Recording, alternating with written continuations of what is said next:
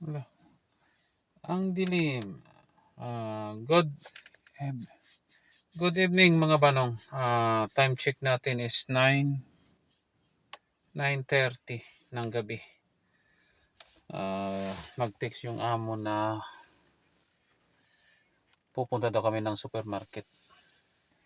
Bibili ng stock kasi walang ulam yung mga bata para bukas. So, alis kami.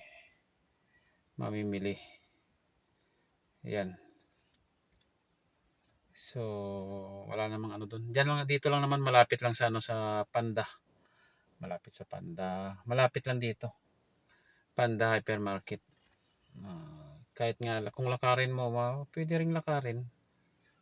Pero problema yung amo ko, tamad maglakad yun. Ano lang, sasakay yun. Ayaw maglakad yun kahit malapit tayo maglakad. Kaya yun. So, nag-drive ako dito.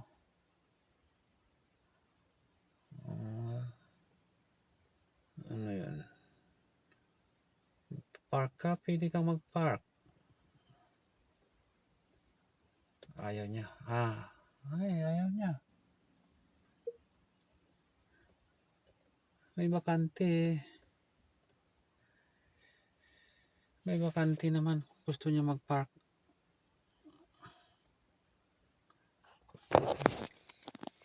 Ay, no. Ayan. Ayan. So, madilim lang. Madilim. O talagang sadyang maitim lang talaga ako. So, ngayon nandito ako sa sasakyan. Hinihintay ko na lang yung amo na lumabas.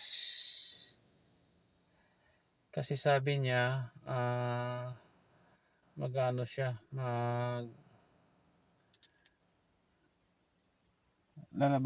lalabas daw kami pero